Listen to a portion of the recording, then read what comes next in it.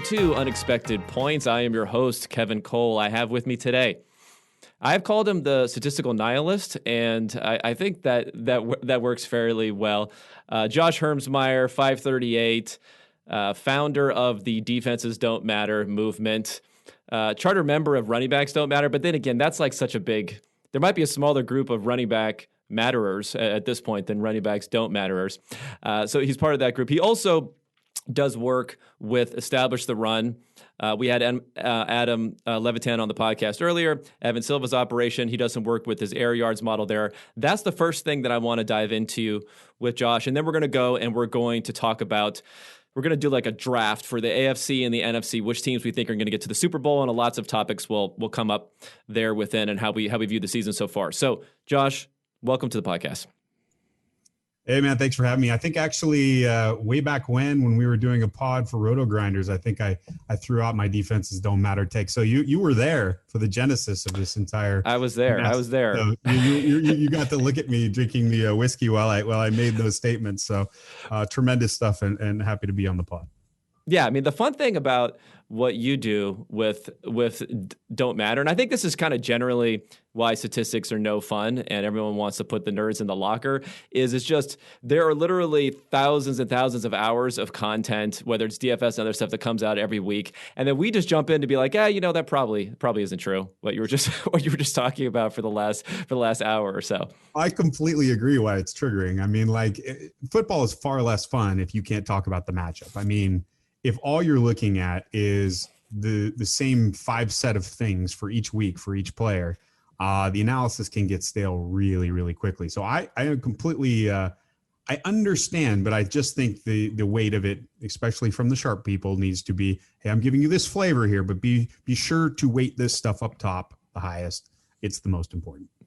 Yeah. I mean, it's not the best for selling narratives, which people love to hear, but you can get some spicy takes, and it's spicy. So you can get a lot of attention from that, and that's what I appreciate about what you bring to the table. So let's talk air yards first, because This is a weekly model that you are running. And why don't we go all the way back to the genesis of this, how you got into the business of looking at air yards, how you stumbled upon its statistical significance, all that stuff. Yeah. So, I mean, I lucked into finding the data. I don't know if it was before anyone else, but I certainly was one of the first to find the public version of the data and apply it to fantasy. And so there's a luck box aspect to it. And I found that. And then I did some analysis while we were both at RotoViz on it, found out that, air yards are actually pretty sticky. It's actually a pretty good predictor of future performance. And so the question then was, well, what does it actually predict? And it predicts itself well, but it doesn't actually correlate in sample too terribly well with fantasy points. And so there was this kind of disconnect that was happening when I was looking at the numbers. But what I finally landed on was that opportunity itself is the thing that we know leads in and out of sample, especially with targets, in and out of sample to fantasy points. And so I said, well, maybe this is a lever. Maybe this is like a leading indicator for future fantasy points. And so I started creating a model to try and do that. And that's what the air yards buy low model basically became. I want to be very clear. Air yards are a smaller portion of what makes it work. Targets are about twice as important. But it's still, and it depends on the week. I mean, every week it's different. But they are what differentiated it for a few years. And now I think everyone's kind of doing something with air yards. So while I still think my model is really good, the market certainly is caught up. Yeah, I mean, I think everyone is so football is, as we know, a little bit different than other sports. As any head coach will tell you, it's not baseball. That's the first thing they'll tell you immediately when it comes to stats. I mean, there is some truth in how you're able to interpret the data, but at the same time, what you're able to do versus what some others are able to do when it comes to things like air yards and targets, like you mentioned, you can look at targets, you can look at yards after catch, you can look at air yards, but how do you bring all these things together into a model? So why don't you tell me what other inputs do we have into that, and what is the process for bringing that all together? Yeah, so I mean, I have a bunch of other stuff, and I've tried new models, and I think I don't want to get too in the weeds, but I think I have a model with play action. I think it's really important. But the problem with that is that teams don't use it enough for it to be terribly useful from a modeling perspective. And we don't have historical data of teams using play action at high clips so that we can actually make really good predictions to the future. I mean, so it's a problem, but I do think there's a lot of value there. And I do see the players, I was kind of implying this today when I was tweeting about this, but players that tend to have those breakout games often are being targeted on play action plays. And it's because those are the explosive plays in the passing game often. It's often the case. And so I think that's going to be an important factor moving forward. But the model that I use currently, the one that people like, is mostly opportunity. It does have racer in there. It does have the quarterback, a little bit of the quarterback's performance in the form of CPOE. But really what it is it's trying to distill down a player's opportunity separate from his actual production. And this really only works for wide receivers that I've found. And if you do that, and when I say that, I mean relative to the market. And so, you take that opportunity, you say, what should he have gotten? What should he have scored in terms of points? Was he above or below that expectation? And it turns out that for a host of reasons, and you can read about them on Established Around, I hate to just pimp the article, but it's just really long-winded. There's a host of reasons why that can give you an edge. And if even two of them hit, you might have a good week for yourself in DFS. Now you threw out racer there for the unaccustomed to the model. It's a type of, it's like an efficiency metric, I guess you could call it, right? Yeah, a way of thinking about it is it's the amount of actual yardage on the field, the yards gained per air yard thrown at a guy. So it combines yak and catch rate. Okay. Now, it's interesting you mentioned play action, because when I was doing some modeling for expected fantasy points, now the thought is that play action, one of the reasons at least that it's useful is that it buys the quarterback time so that receivers can get further down the field, and that pass, that extra depth of pass, the extra air yards you're getting on those passes are going to make it more efficient. But when I was doing modeling where I had, you have the pass depth as an input already, or the air yards as an input, it being play action still made it seem, it still was that much more efficient of a pass. So it wasn't just that they're getting further downfield. I guess the theory then would be that they're getting more open also with play action. More separation, a more defined read, I think, is kind of what you're looking for there. So you make QBs that perhaps are not the best at kind of play processing, and you're giving them a really clear look at the field, and then their natural talent come. I mean, they're good. They're good players. They made it to the NFL. I just think that there are factors in the NFL that can just overshadow their natural ability. And one of them is the mental aspect of the game. And I think play action really clarifies the field for a quarterback. Now, this is getting a little bit off topic, but since we're talking about play action, I wanted to, this focus on play action, like you said, it's not something that has been around for 10 years. It's really been like, if you talk about, you're going to chart, if you wanted to do a little analysis on the usage of play action in articles and talk, has been like exponential growth these last few years that it's gone on.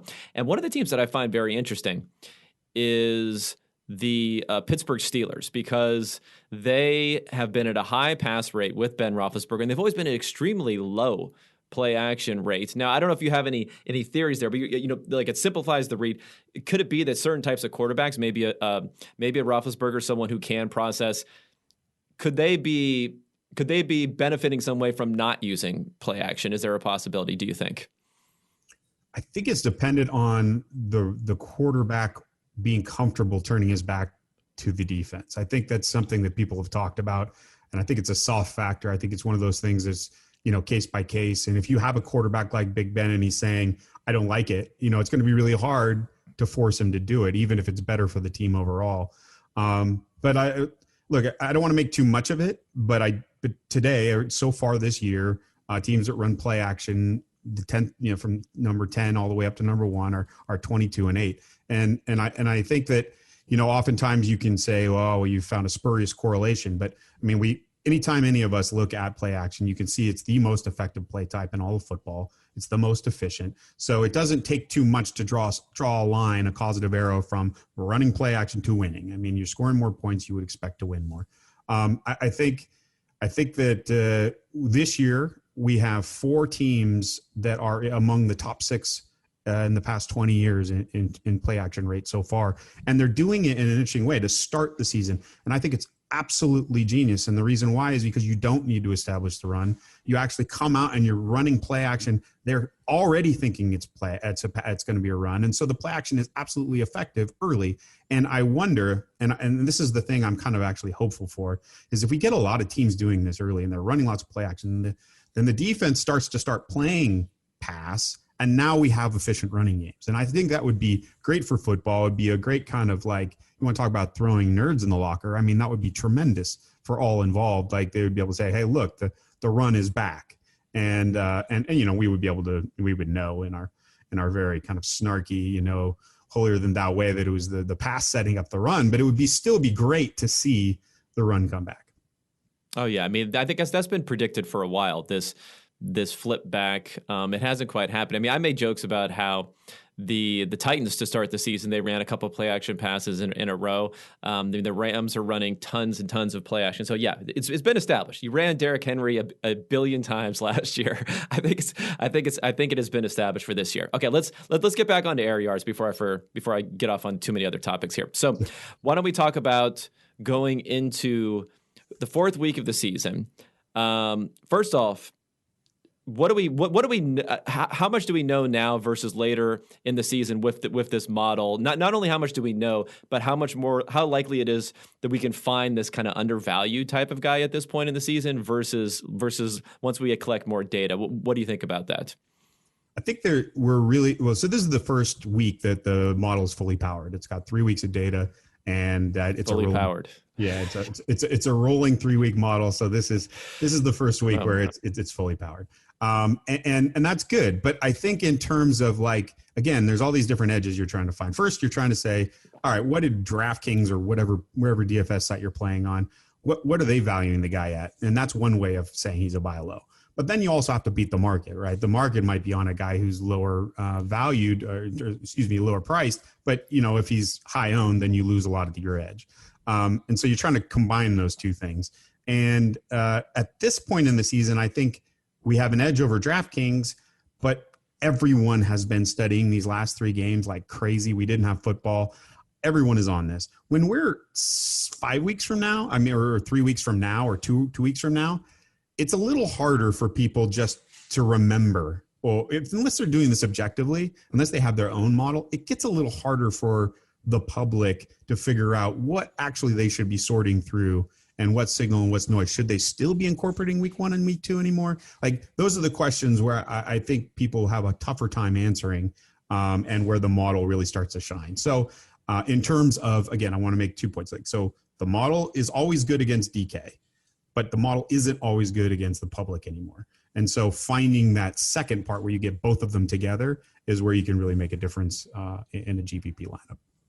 Now, rolling 3 weeks. So does that mean as we're progressing through the season, we're only looking back 3 weeks? We're not going back further than that? And that seems, it seems to me, without studying anything, just intuition would be that air yards, while stickier than some other stats, aren't that sticky. So maybe you would be losing more signal that you'd want to if you're throwing out stuff that's more than 3 weeks old. So the problem is the older stuff. You can build a model where you don't completely throw it out, where it just decays. I found the simpler one worked just as good.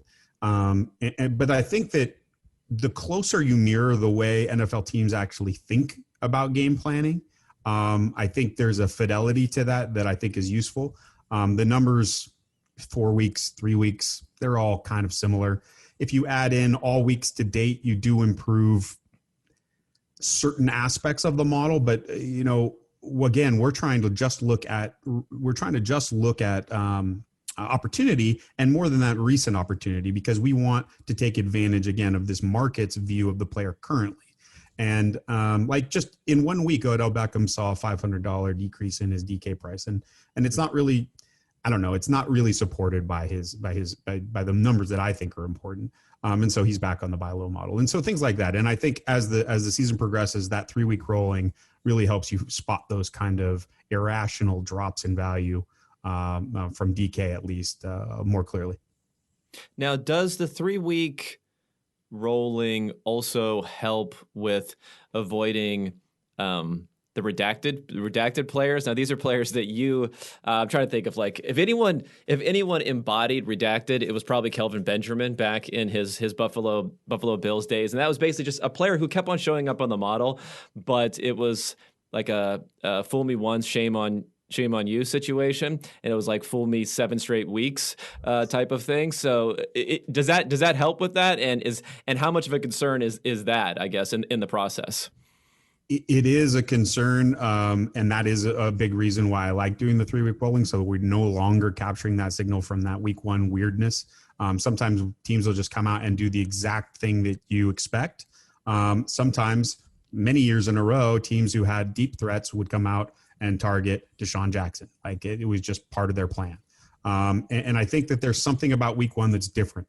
No one has any information, and so I don't want to get too far in the weeds about my completely narrative driven thoughts about what happens in week 1 game planning, but I think it's different. And so, yeah, you want to start down weighting that stuff. And so the way I did it, like I said, was just 3-week rolling, and it works fine. 4 weeks, probably just as good, but you do hang on to players like Kelvin Benjamin longer than perhaps you should. And I think that's a downside to the model, because I make no attempt to sift through which of these are good plays and which are not. I think that you can too often. There's this thing called algorithm aversion that Cade Massey wrote about, and I think that it's very easy for you to overweight your own unobjective knowledge and ruin the signal that you're getting from the thing that you just put all this work into making in terms of the model. And so while we at 538, Adam Levitan, actually puts in a lot of really cool context. The one thing I've asked him not to do is to take anyone off the model. Like, go ahead and prop up these guys if you think that they're a better play, but we need to keep in even these guys you think are absolute shit plays, because you just never know. Yeah, no, I know that Adam writes an article around it. I think that's important. I mean, yeah, studies have shown that even the most opaque model is going to perform better. I mean, if it's well tuned and it's a good model, it's going to perform better whether or not people have kind of an intuitive understanding of what's happening or not. But people aren't going to follow something as well. I mean, they'll follow it as long as if you say you're hitting every single week. I guess we'll follow what some tout will tell you what they're doing. You have no idea what it is as long as the numbers are good. So Odell Beckham is an interesting guy because he has redacted potential, I feel like. But we'll see. We'll see if he gets there, because he's a guy I keep on having projected too high in our fantasy projections because of the fact that you just have to give him a pretty decent target share, and he is getting longer targets. It's not dink and dunk sort of thing with him also. So those two things combined just get you to a decent number. So let's talk week 4. I think the cat's out the bag with Odell. So it was presumably he's on there.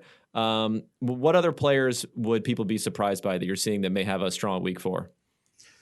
I won't give the surprise one yet, but I will give the one everyone's talking about, because it shows you that I think people have gotten sharper, and that's DJ Moore. He doesn't have any touchdowns, but I mean, he's clearly the alpha in that offense. Now, is that the greatest offense? No. But when you have an alpha in an offense like he is, I think he's got 50% of the team's air yards by my numbers, 25% target share. I mean, this is a guy who is getting all the opportunity in the world, and people are worried because he just hasn't scored a touchdown, which we know is a high variance event. So you chase the important stats. You chase the volume in this regard. So DJ Moore, 5,600 on DraftKings this week. Probably going to be, really high owned and not a great play in a GPP, but maybe in cash, he's a great play.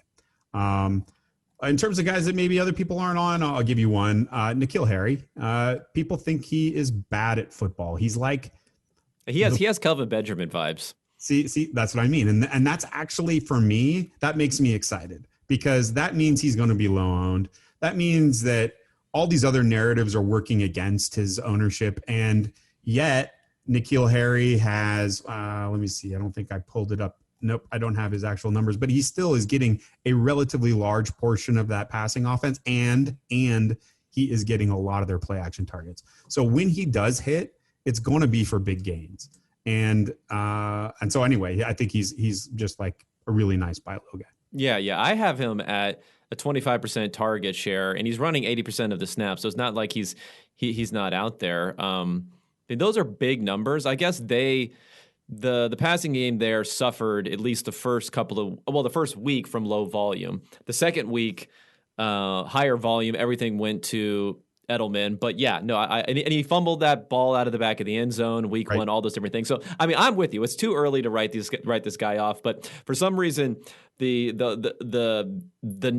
ideas around what a wide receiver should or shouldn't be has really changed so much. Because I remember when I first was kind of dabbling in the fantasy game, 5-6 years ago, it was all about kind of shitting on these little separator guys and talking about how they were worthless in fantasy. And, you wanted the Andre Johnsons, you wanted the Josh Gordons, you wanted those are the guys that you wanted, who, Alshon Jeffrey types when he first came out. And now that it's kind of flipped back around, but I think it may have flipped too far for everyone saying, I need a Terry McLaurin versus a N'Keal Harry Blair. I mean, I love McLaurin, don't get me wrong, but I'm just saying that there may be less separation between, not quote unquote separation, no pun intended, between those two than people think.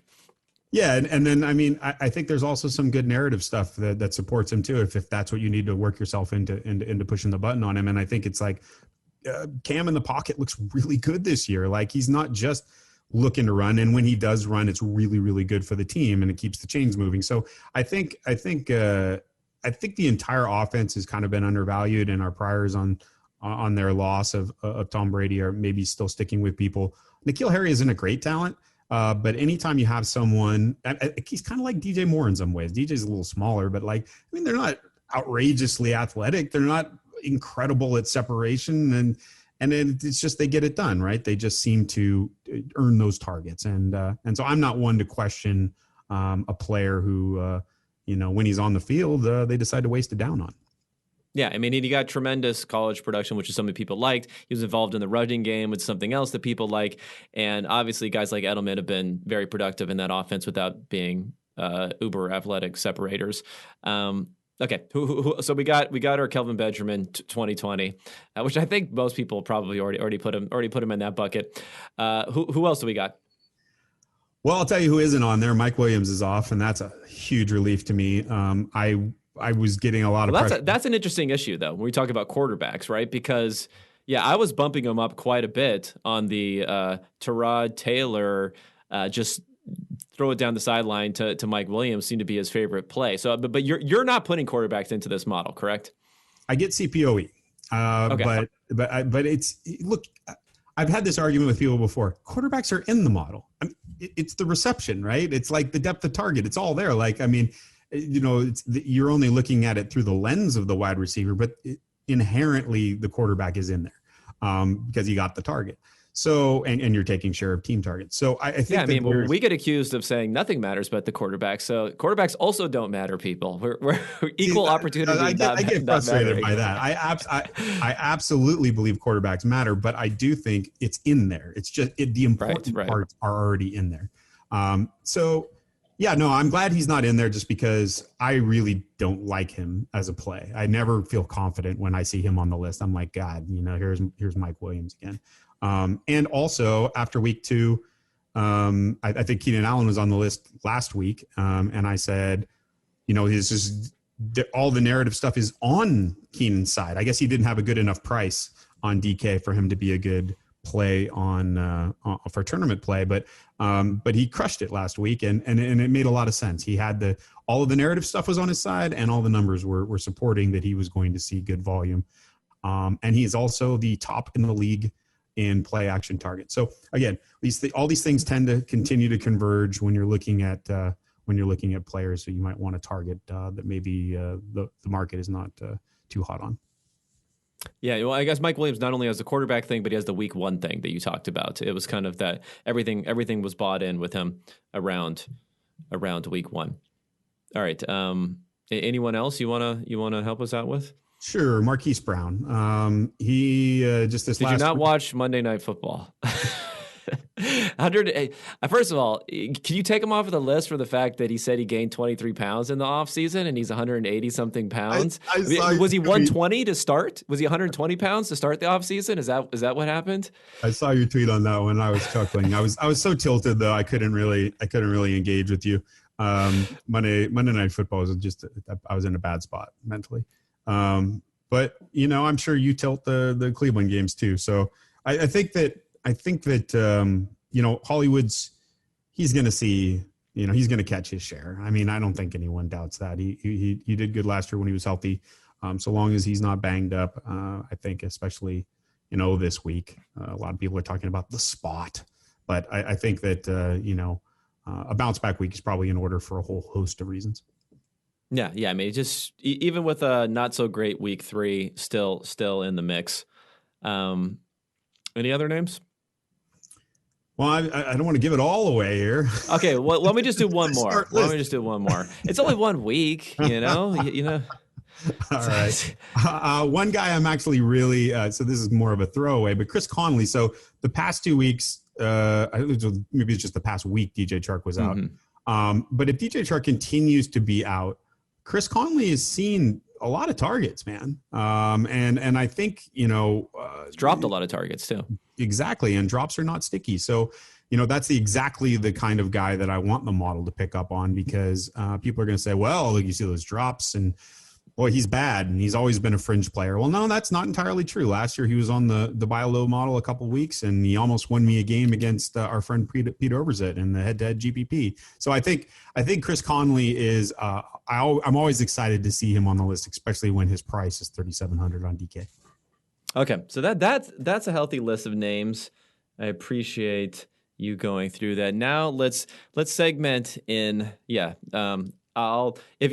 any of these guys don't hit, it's at Frisco Josh. You can. I saw you writing that down. I'm like, oh my god, he's gonna tweet this, isn't he? If any of these don't hit, please send all your complaints to Josh and not to me. Now we're gonna jump into more of feelings of what's going on so far this year with different teams. So the conceit here is that we're going to go back and forth. We're going to draft teams from each conference, starting with the AFC, then we'll go over to the NFC. I think what we'll do is maybe we'll do 5 for each conference, so it'll be a little bit off, but then we'll flip back on the other side.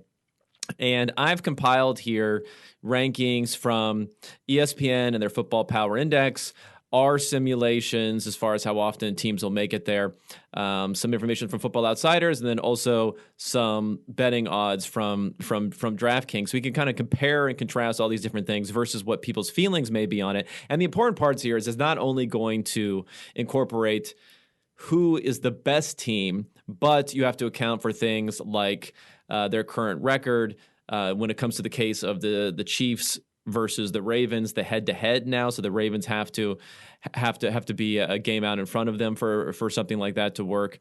All those different things. So sounds good. Do you care AFC, NFC, which way? Do you want me to set you up to draft the Ravens, or do you not want to draft the Ravens? Yeah, let me draft the Ravens. I'll let you draft the Ravens. Okay, well, we'll make it easy then. Let's start AFC. I'll start first then. And I will take the Ravens. No, I'm just kidding. I'm going to take the Chiefs. Although, if you would ask me this on Monday, I don't know if this ever happens to you, but I get into this thing where if there is a very logical play, I mean, the Ravens were 3.5-point favorites in the game. They had been more dominant this year. They were the superior team by most metrics last year. Yet most people were thinking, I kind of like the Chiefs in this matchup, or I'm surprised the Ravens were such a big favorite. So when that starts to happen, I kind of go too far the other direction, because it's tapping in on not only do I love to trust the market and what these, because those normally that's driven by sharp action. I know people think that betting markets are driven by trying to equal out the books, but it's really not, because they can get so much money down at the end that they don't want to have stuff hanging out there they're going to get crushed on at the end. So there's that faction, and I just like to be against the public at all times. That's how I don't build my Twitter following. So anyway, so that being said, I think after that, because of the fact that they have the 1 game advantage in the standings, and because of the fact that they have the tiebreaker now against the Ravens. It's just going to be really difficult for anyone to overcome the Chiefs. Would you agree with that? Yeah, I agree with that. And I agree with you that, I mean, I was on Baltimore going in last week, but I knew it was close. In fact, for me, it was a coin flip, but I was still like, I was supporting Baltimore. And the reason why was I thought they would push every edge. And, they came out in that first series and it looked like it was going to be their game.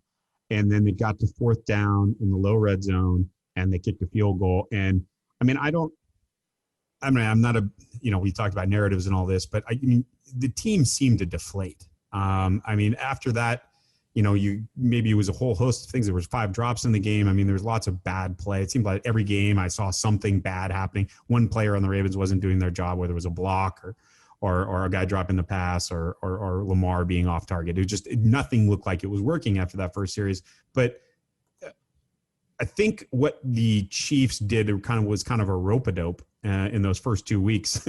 I don't think they put anything on tape because they were waiting. They thought we can get by. We can get past these 2 guys before we get to Kansas City, and then we'll just take out all the stops and we'll throw our playbook at them.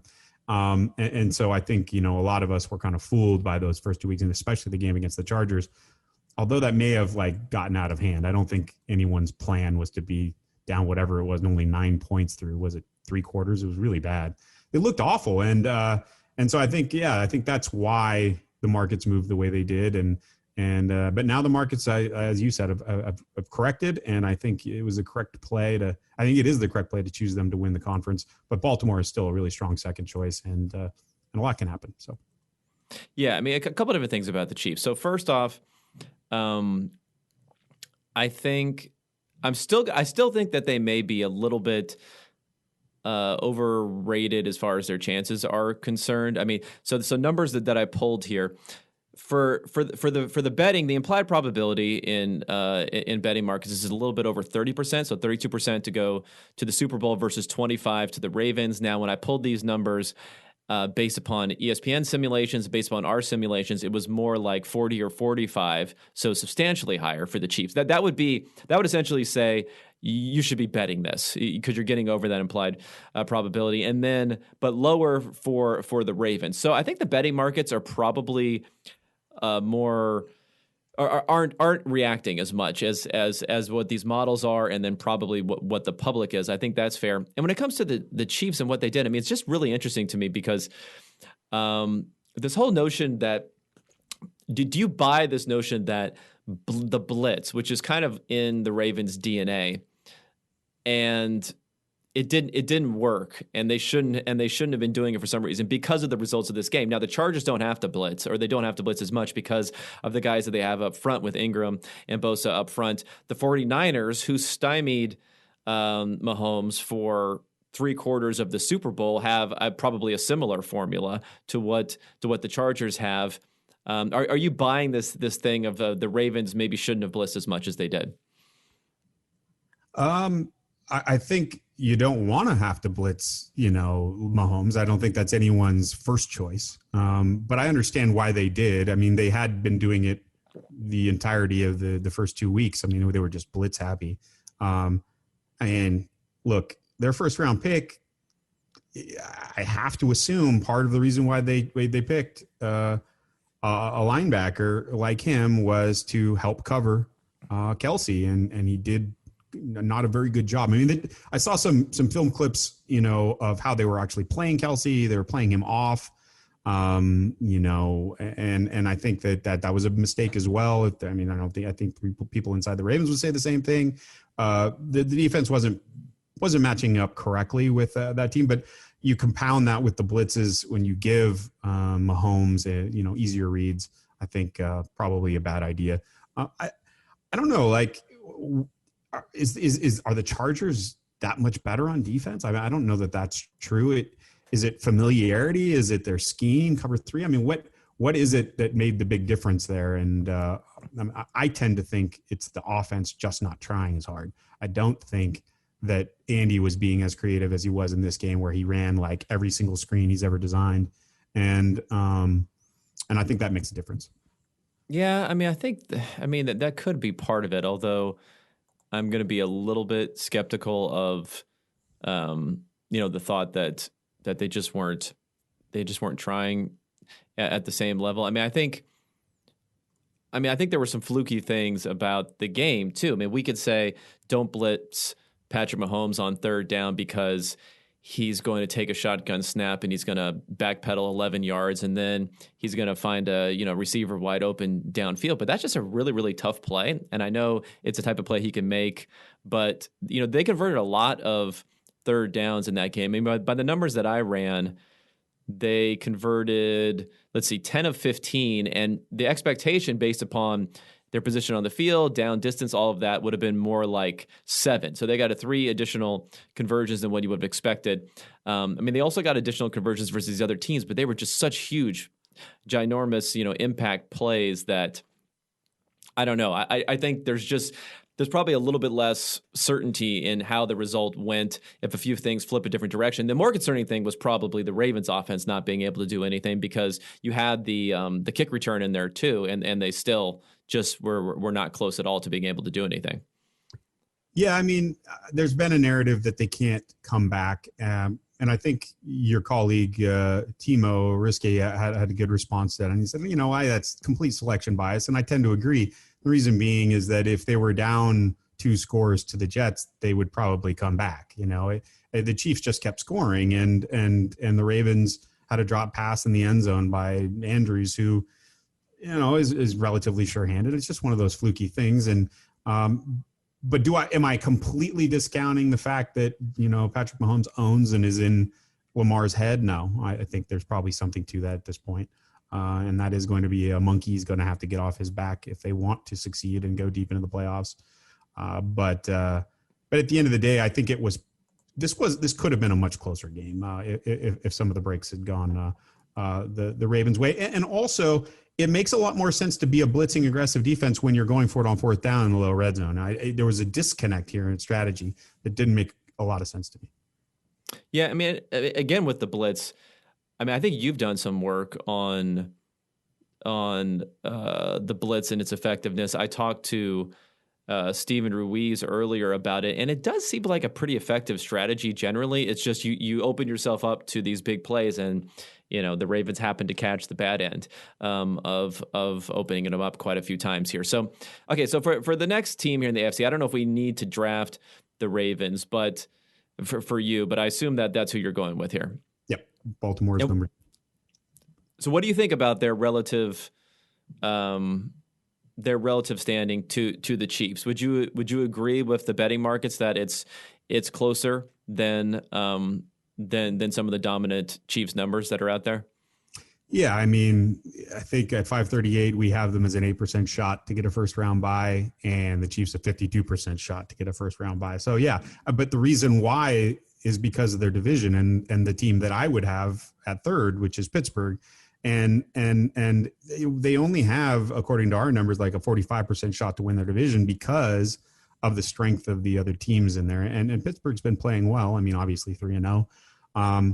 Their ELO, as we have it, is just only slightly below the Ravens. I think we have them at 1638 and then the 1600 for the Steelers. So not a huge difference between the two right now. And, Big Ben coming back has made a lot of difference for the Steelers, as most would anticipate.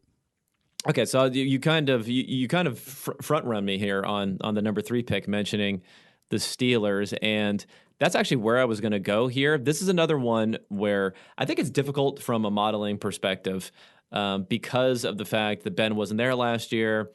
He's old. You don't really know what his performance is going to be. This is another one. This is another significant difference between what the betting markets are saying and what some of the models are saying, because the betting markets have them really tied with the Bills, although it's a pretty significant drop off between the two. Whereas our numbers have the Steelers at the 7th spot, although it's really bunched up between teams like the Bills and the Patriots. But they're even below the Colts and the Titans also. And then for Football Power Index, it's 5th, so it's not quite as far. So I guess the question would be, for the Steelers, they're kind of this, like, they are a defensive driven team from what we've seen from them. How confident are we in that defense continuing on this year, do you think? I mean, me personally, I'm not very confident in any defensive performance continuing, but I think, they certainly can probably go into certain games with the idea that they can call plays on offense with the idea that their defense will keep them in the game. I remember listening to a podcast, Chris Sims and Kyle Shanahan, and Shanahan said for the first time in his life last year, there was a period during the season where he could do that. And it affected the way he called the game. And I think that that's a real thing. And so I think, to the extent that maybe Big Ben is hurting in a specific game, they can take it a little easy on him and push it on the ground a little bit more. I think they are running play action. Are they running play action more this year? It's actually something I haven't checked. I wanted to track that after what their coach said he was going to do. So let me pull this up. Do you have it? I can check out some of the stuff here. Let me see. Although I have it by quarterback, it looks like for play action, or play action rate, it's maybe slightly. It still looks like it's only about 17% overall. Although when they're in more of a neutral situation, it's about 23%. So it's slightly higher, but I don't think it doesn't seem like there's a big difference between what they were doing last year. I think Ben likes to get the ball out quickly sometimes too, so maybe that's part of it. They're still 29th by our metrics. So that's, and let's see here, almost last in out of pocket throws. That makes sense with Big Bender. I think that's. Let's look at motion. Let's see percentage of motion. Let's see where they're at there. See if they're getting fancy at all anywhere. And it appears they're middle of the pack, 14th in plays with motion. So that's where they've been putting their emphasis early on. So I don't know. I guess my point was simply that they're not going to give, after what we've seen with Green Bay, and we'll talk about them later, I'm sure, and we've seen what happened with Ryan Tannehill. It's this easy button for the offense when you run a little bit more play action, I guess, to a certain extent, when you use motion. And for an aging quarterback, seems like a smart thing to do. The fact that they're not doing it yet, again, kind of shouts to me that it's just something Ben doesn't like to do. Yeah. I mean, again, these are edges, right? These are not fixes. These are often these are presented as if, hey, if you ran 10% more 12 personnel, you wouldn't have the shittiest offense in the NFL. We know that's just not how it works. So you got to combine all these things together. But again, looking at these numbers though, if anyone is looking at a team that may be a little bit under the radar, the Steelers are definitely the team where some of this probability of going to the Super Bowl, it seems to be flowing to them more. If Kansas City is being overrated, yes, the Ravens are being underrated a little bit, but a lot of the fact that these other teams are being underrated, and one of them being the Steelers and their chance of going. I mean, the Ravens losing helps them too, of course, and giving them the chance to win that division and go. So let me turn it over to you for the fourth pick here. It's going to be Buffalo. I think it's really tight, actually, but I think Buffalo for me, and I think it's on the strength. Tight with the Patriots. Yeah. Okay. And the reason being, I just think that they're a really sharp team. You've heard me talk about play action a lot today. But and you made the caveat. I think it's important to say that, this isn't the complete explanation, but passing is what wins in this league. And the thing that is most effective when you pass is play action. So I don't think I'm overstating the case, even though I'm really emphasizing play action. The fact it's like don't pass up free money. Don't pass up if someone's willing to just give, even if it's not huge denominations, but why not take it, right? Well, I mean, it can be huge, like for right. and it is for Buffalo. Over 50% of their passing yards come off play action. So it is hugely important to that team, and their offensive coordinator is calling a great season so far. And to his credit, Josh Allen is playing pretty remarkable football. I mean, it's up and down still. If you want to take the position that he's still unpolished, I think you could make that argument. If you want to take the position that he no longer has substantial upside, I think that's gone. Like he has done and shown a ceiling now that I don't think anyone thought was in his game coming into the season. I certainly, if you had told me coming into the season he would start with 3 straight 300+ yard games, I would think you were high. And so, and he's done it. So he certainly deserves credit, and he deserves for people like me to say we were wrong about his game. And so, will it continue is the question. And I'm skeptical. I think regression is coming, and that's not a knock on him. I said the same thing about Patrick Mahomes in his MVP season. Regression comes for us all, and I think for that reason, Buffalo's fourth, but I still think they have more upside just because of the way they play the game on offense and the structure of their offense. And again, I'm alluding again to smart play calling with Brian Daboll, and I think that gives them an edge over New England. Now, I mean, this may sound like I'm trying to, dying on a hill sort of situation here, but were we wrong about Josh Allen? Meaning, you make a decision based upon the information you have. It was a bad bet, but we were wrong. I mean, was it a bad decision? I mean, I guess maybe I'm just looking at this a little bit too philosophically about what wrong means or not. Because if you say, hey, we believe this is the most likely outcome for him. But I mean, for instance, when we were doing these MVP projections, he did not have a 0% chance of winning the MVP, right? He had a very small chance of winning the MVP. And now that's been updated to give him a higher chance of winning the MVP. But if someone hits, their 95th percentile range of outcomes, does that mean you're wrong for saying that? Or are you saying they're more likely than not was something that was either overvalued a negative or undervalued a positive in the evaluation? So you can, not definitively, but you can reasonably say that there was a mistake in the evaluation of those who said he would never be good. I would say that those of us who saw our priors confirmed for 2 straight seasons, basically, had a level of confidence that it appears was unwarranted. And that to me is enough to say I was wrong. And I think that,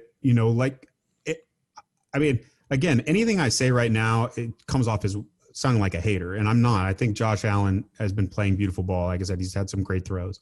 But he smells a lot like Carson Wentz to me, like a guy that, was hopefully, big. Not literally, but yes. Yeah, right. No, but he's big and toolsy and just all this stuff. And maybe he has this brief window where everything works out for him, but he's very fragile. And I'm not just talking about in terms of injury. I just mean fragile in terms of his overall performance, and that we may be seeing a peak here that we never see again from him. And I think that's actually much more likely with a player with his profile. But all that sounds just like haterade, man. Right now is not the time to be saying these things. What I will say with a high degree of confidence, though, is that regression is probably coming for him. And that means highly likely regression is coming for the Buffalo Bills. Yeah, I mean, I guess there's another difference in how I cultivate my following is now is the time for some haterade for me. And okay, listen. Okay, the Wentz thing is interesting because I think Wentz was a little bit different. Wentz was like on a heater at the craps table or something like that. Like he just kept on going. He was converting these third downs. He was doing crazy stuff like that. I think for Allen, from what I'm seeing from is he's giving you the highs, but he hasn't gotten the lows are still there in his system from the fact that, I mean, he has 3 fumbles in the first 3 games, and they weren't the most miscellaneous sort of fumbles. Even in this great game he had against the Rams, he took 40 yards in sacks. He got another 30 yards in these personal fouls that he tried to throw some sort of lateral pass that went out of bounds. He's missed some receivers here. So all these things are happening. Now, I agree. Overall, the results have been great, but I don't think it's not a Wentz situation quite on the same level, because I feel like Wentz was like the front runner MVP type, where some people have said that about Allen, but there are plenty of things you can pick out for Allen pretty quickly to say, hey, he's not really playing on the same sort of level as these other guys, whereas Wentz kind of was playing like the best quarterback in the NFL for a while. So it'll be interesting to see, other than, your Dan Orlovskis of the world, if anyone else is actually going to say that they believe this guy is an MVP. We can discount some of that stuff being said, I think. Yeah, I agree. And I think there are definitely some signs that he is an improved quarterback, but probably still a middle of the pack in terms of true talent. And but variance being what it is, and like I say, the easy button to play action and all the rest of the play calling that's happening in Buffalo, sharp team, right? Like a team that perhaps was talked about not enough as a smart team. I think we have, you and I and whomever else, our circles, we've all known that the Bills are pretty smart as an organization. But, aside from picking Josh Allen, it's just this weird, strange thing that a smart team that we all respect did and kind of like we're ready to die on the hill. And hey, look, if they make the playoffs again with Josh Allen and he's playing really, really well, they deserve to, run their victory laps.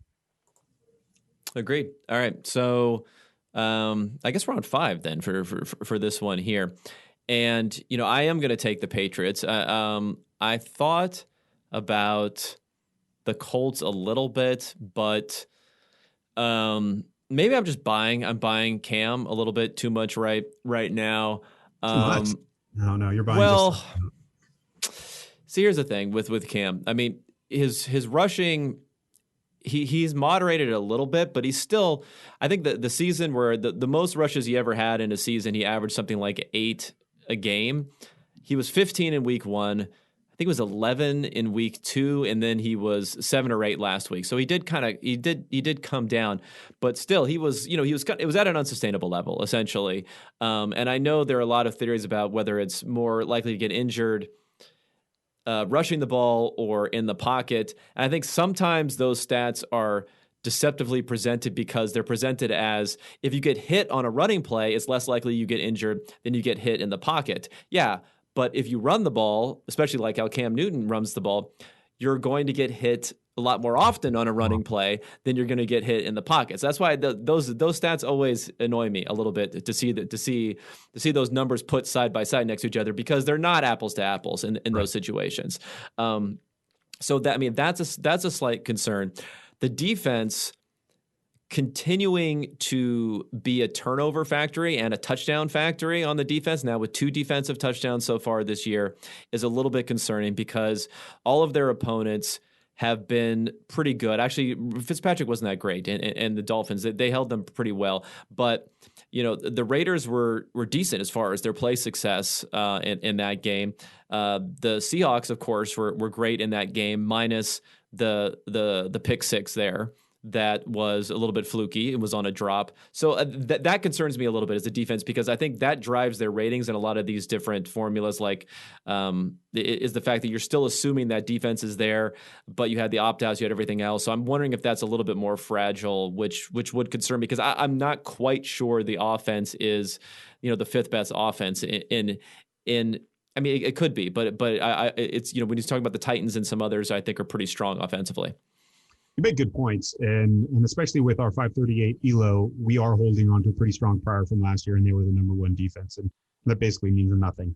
But I mean, it does. But over the course of the season, it ends up meaning very, very little, and we have not decayed that prior yet. So I think that maybe is propping them up. But I think one of the things, and I've said this a couple times, is the thing about Cam that's so dangerous about him is he'll pass you into the red zone and then run it in for you. Like that's amazing all in one package. And like that is analytics in a nutshell.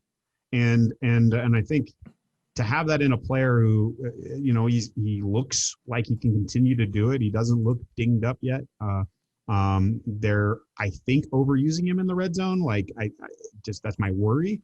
I didn't expect that much of it. I expected they were going to give it to Sony, who was not good in the open field. Like he's not a guy you want, give him a big hole and he'll take it to the house. No, that's not happening with Sony Michel. So he's a bigger bodied guy that you would think you would want to take the lumps.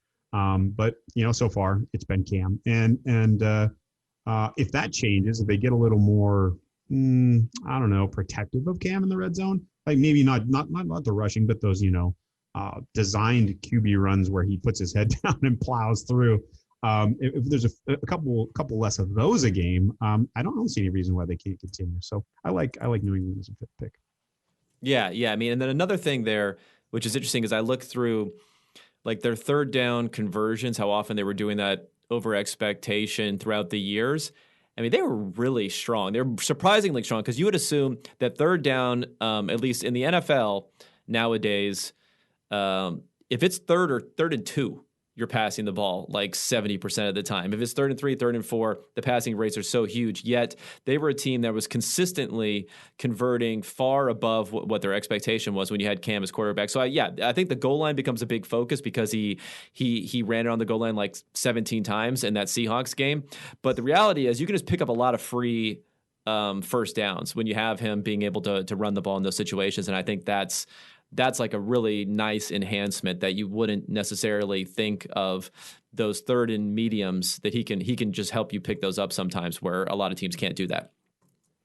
All right, let's go NFC and get through this. Well, this is probably the biggest pick I would say of the entire thing. So I'm gonna give it to you and then immediately argue against whatever you choose.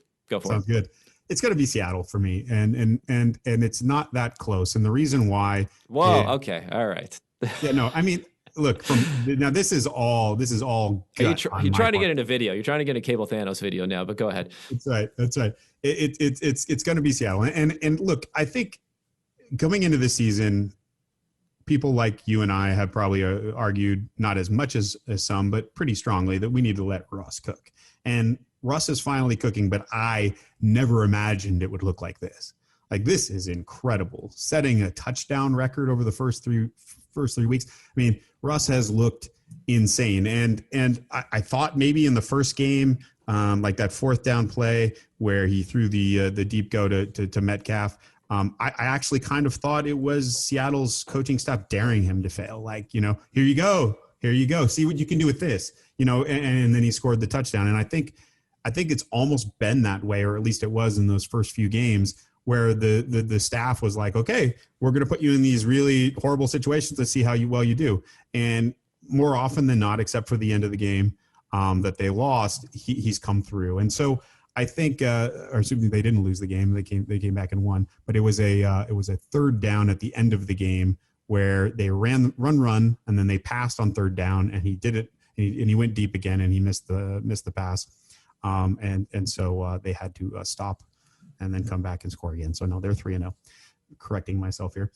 But I think that the coaching staff has put him in positions to fail almost so that they could say, I told you so, and he continues to thrive. And so I'm betting on Russ. It's all about the QB. Their defense is pretty trash for whatever that's worth. But I think, I think the team believes in him. I think, they lost their running back. I don't think that matters too terribly much. So I don't know. You could pick lots of holes in them, but at the end of the day, they have Russ. Yeah, I mean, I don't know. I don't know which way I would have gone. I guess you'll find out soon when I choose the second pick. But so here's my concern, and I think I may have mentioned this before, is just, they did have in 2016 and 2017. I don't know if they were letting Russ cook or if they just really needed Russ to throw the ball a lot because the team was not good. But they did, up their pass percentage significantly, and it just happened to be some of their worst years. And then they decided to reinvent, to go back to this ground and pound. I'd say putting Russ in a lot of these high leverage situations, which he was doing well at, as opposed to having him be the focal point of the offense. And then they had some success in that, and now they're kind of flipping back in the other way. So my concern with them would be, like, imagine if they would have lost that Patriots game. I don't know if it couldn't really be blamed on Russ because he did so well, but he's going to have some bad games. He's not the type of player who goes through the entire season having these types of games. It's because he has a lot of like big plays that aren't necessarily going to happen. So my concern would be, if they start to have some of those bad plays, are we going to see a slight reversal? Are we going to see a tightening essentially? Are they going to? Is it going to get a little tight in the shorts? There's going to be like, what are those sort of situations going down the stretch? And that's what I would be concerned about. Or is this truly like a new era in Seattle? Well, I mean, if the question is, will there be regression? Yes. I mean, he has the best start ever in history. So, well, more like the coaches. Will the coaching be like, you know what? We lost this game to, I don't know, whatever piddly team that they end up playing against, just because it happens sometimes, and they're going to start to go back. I mean, even the beginning of last season, they almost lost, I think it was week 1, to the Cincinnati Bengals. that kind of reinforces this idea of we need to grind out these games as opposed to doing anything with too much risk associated with it. Yeah, I think, again, though, some things that kind of argue against that are these injuries to Carson. And I mean, how much faith do they have in the backup running backs? How much faith do they have in the passing protection of the offensive line now? I think that's been kind of a revelation this year, or maybe that was driving a lot of the decision-making for a team that really prides itself on building up front first on both, well, I guess not on the defense, but certainly on the offense. I remember they were trying for a while to turn highly athletic big men into linemen. I remember there was a spark movement in Seattle for a while, and they had, I don't know if it was a guard or a tackle, but he was a highly athletic guy, and he was just not really good in technique-wise. So they had all these projects along the line, and now maybe they're just much more comfortable, and certainly Russ seems to be comfortable back there. But yeah, so I think it's important, though, to frame this. I don't think Seattle is anywhere near the best team in the league. Certainly the best team in the NFC, but well, not certainly, but I think the best team in the NFC. But I wouldn't. I don't know if I would put them third or fourth in the league right now. Like that, the question between them and Pittsburgh, because Pittsburgh just seems like a more balanced team, is I think an interesting one. Yeah. I mean, I think the letting Russ cook his interest is a big factor. I kind of think like DK Metcalf is really a big factor. I mean, the guy's just a freak, right? So if you have him out there, I think that also does a lot of stuff for the offense. And I don't subscribe to the fact that higher volume means efficiency will go down, but I don't think there's any reason higher volume would necessarily help efficiency either. But when you have a guy like that out there, I do think that can be a game changer on offense. So second here, and I'm kind of ambivalent about this, honestly, because there's like I said, this contrarian part of me wants to say, hey, the 49ers are, they lost Nick Bosa, but they're a lot closer, I think, to the Packers and the Seahawks than a lot of people think still. But I'm still gonna go with the Packers. You were very close to quarterbacks don't matter take. This is really good. Well, Nick Mullins, I should pull up some of these efficiency stats. That guy's awesome. But I'm still going to take the Packers, even though I think their defense is suspect. I'm kind of hoping that the defense will be better than a lot of teams think. I know the Saints were actually pretty good if you look at some of the numbers, but I think Drew Brees has been put out to pasture by some a little bit too early. So that's why I'm going to go with the Packers. Now, you can go ahead and choose here, I think, so we can kind of debate between the two. Would you have gone Packers or 49ers next, or a surprise team? Third or second? For second. For second, I would have gone Green Bay. Yeah, Green Bay was my second choice, and I thought it was actually relatively close with Seattle, but again, I went with Russ. But my third team is a surprise. I think even after their loss, I think LA is probably the third best team in the NFC, and I don't have a really strong take on it. Their quarterback is not amazing, but their play calling, again, this is just going to be my theme for the first 3 games of the season. Their play calling has been quite good. They don't make the best decisions at the end of the half and the game in terms of timeout management. They don't make very good decisions when it comes to fourth down. If Sean McVay could get his act together on this low-hanging analytical fruit, I really think they would have a pretty incredible team. Because I think that is that free money we've been talking about that can give them some serious edges in games where it's close. And they're going to need it because they don't have an all-world quarterback. There isn't a whole lot of room for error when the dance that McVay does with his play calling doesn't quite work. But I do. I think they're good for third. Speaking of that dance, they're really leaning into running the ball. I mean, they're passing less than 50% of the time. But the thing is, their run game has just been amazing this year. I mean, they're number one in success rate, going by plays with positive EPA running the ball. They're number one on EPA per play running the ball, and look at their box counts. Look at their box counts, though. This is a Sean McVay staple. They put themselves in great situations so that they structurally have an advantage running the ball, and I think that's why it's so good.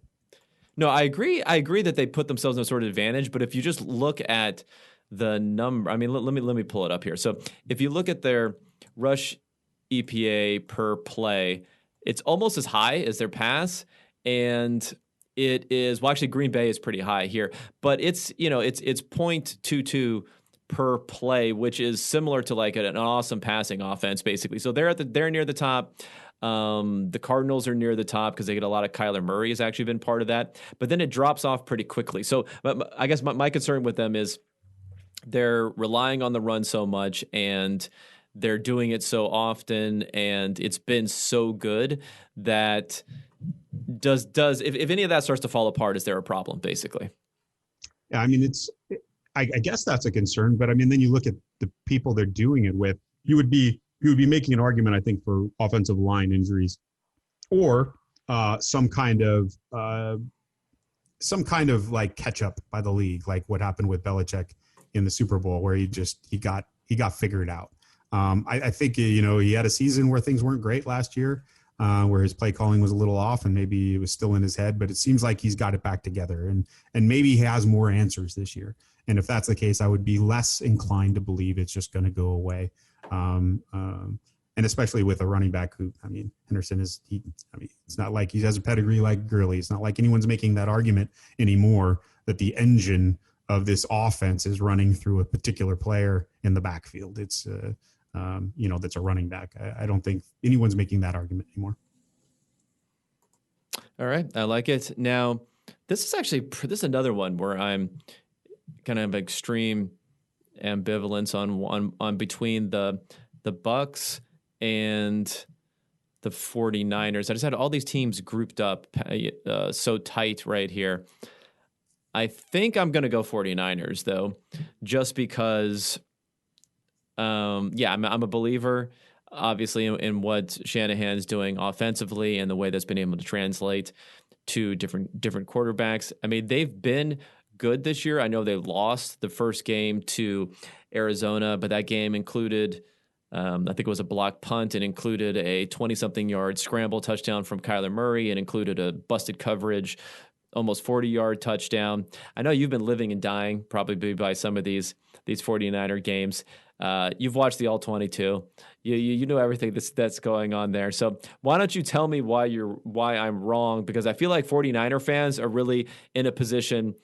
They're it's not doom and gloom, but they're not fighting for their team like Packers or Seahawks or other fans are. I think there's a little bit of a fear of this incoming Super Bowl hangover regression coming. Well, I mean, you've got the Super Bowl regression narrative. You've got the loss of your best defensive player. You got the loss of your quarterback, and you really don't have a lot of receivers. I mean, there's not a ton to be excited about or hopeful about on that team. It's being held together by I don't know, Twine and Silly Putty and and Shanahan. And I don't know how long that can continue.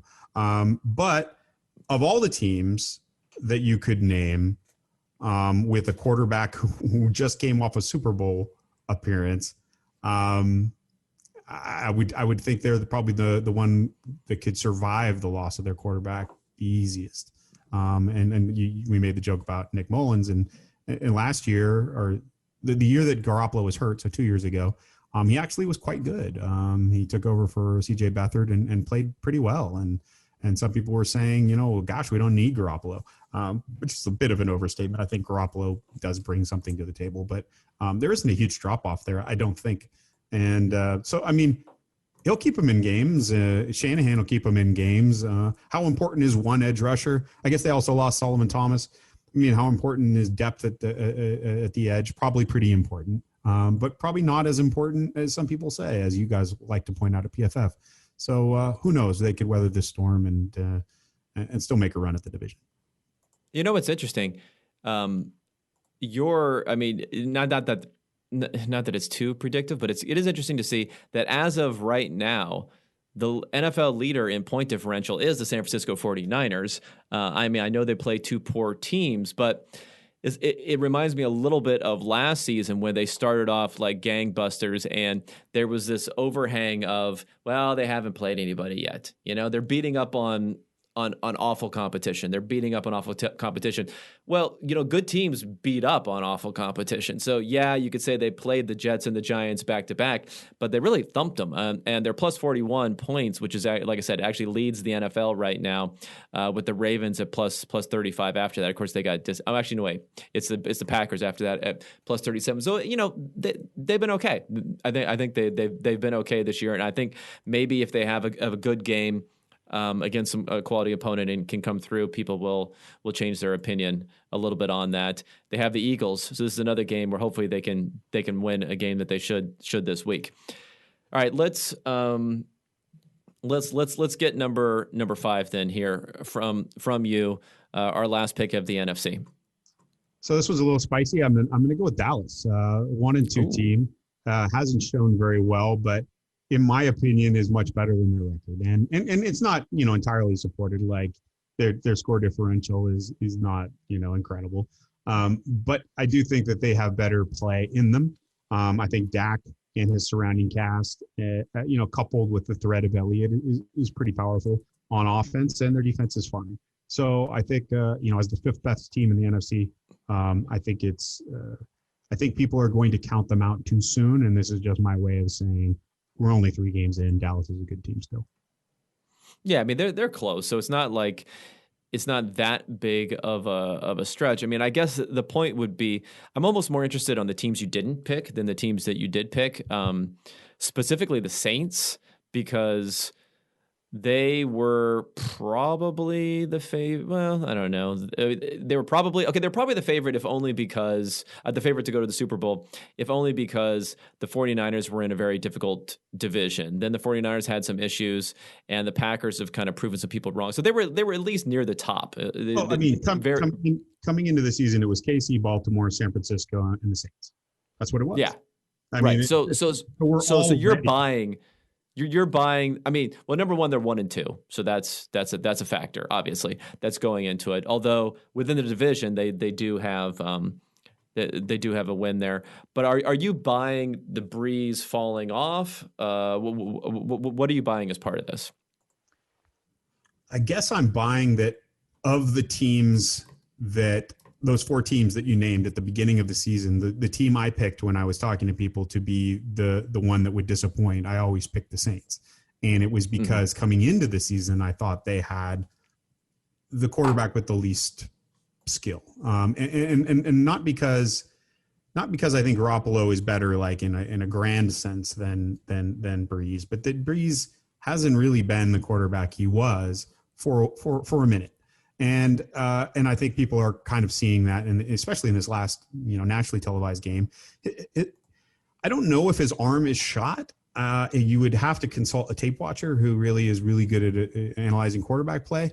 He's certainly just don't consult 2 tape watchers, because then you'll have conflicting opinions. That's right, and because sometimes it does look really bad to me, and then other times, like on the touchdown pass, second touchdown pass of the night. When was it? Sunday Night Football, I believe. He gunned it into the back of the end zone and had quite a bit of zip on it. But he was double clutching early on in the game quite a bit, and he seemed uncomfortable or unconvinced about what he was seeing. And so my take is this.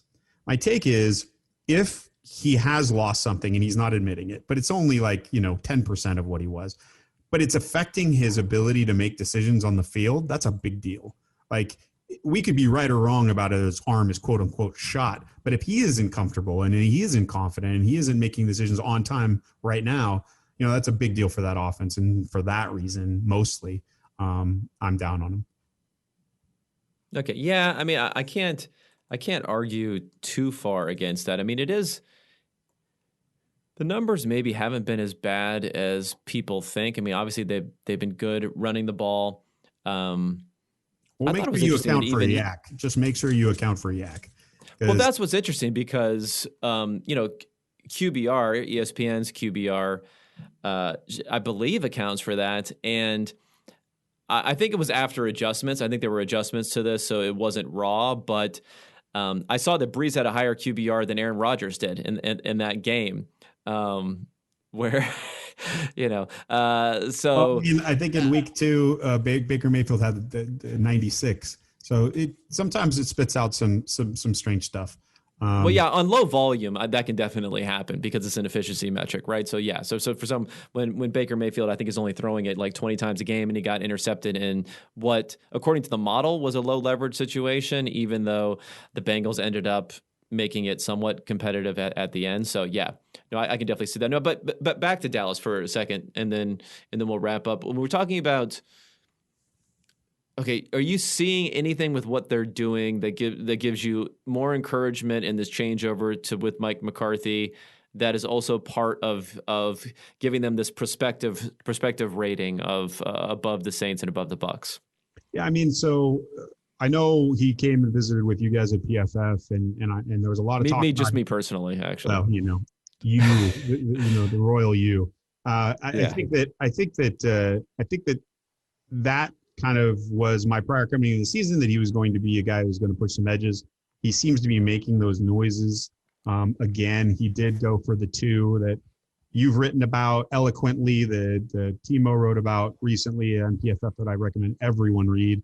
Just tremendous article, and as well as yours. I think it's behind a paywall, so yours is free.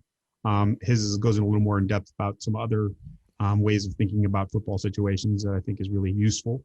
But, as you pointed out in your article on predictive football, it's there's different ways of looking at situations. One of them is purely logically, and the 2-point conversion decision making is often just a pure logic based decision. And to have a coach that recognizes that is, I think, a powerful thing.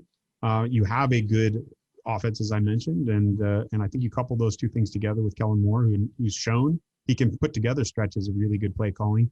That I'm bullish on him. I mean, I don't think we should discard our priors about that team simply because they had a 1-3 start or 1-2 start. Yeah, no, I agree. I mean, they had, even the game they eventually ended up winning, they had a ton of fumbles. They've had some unlucky luck unlucky plays that they've come back with for. So yeah, I'm high on them. I'm just maybe sticking a little bit stronger to some of the preseason priors than you are. But anyway, this has been great. Thank you for hanging in here, not only doing the air yard stuff. Again, if any are wrong, please at Frisco Josh. But you can find his stuff at Establish the Run, 538 articles coming out there, a writer, NFL writer there. So again, Josh, I appreciate you coming on, and it was good to talk to you, man. Yeah, great to see you again, man. You want to get rid of me and get back to more great PFF YouTube content? All you have to do is push that button right there and subscribe. Thanks for watching.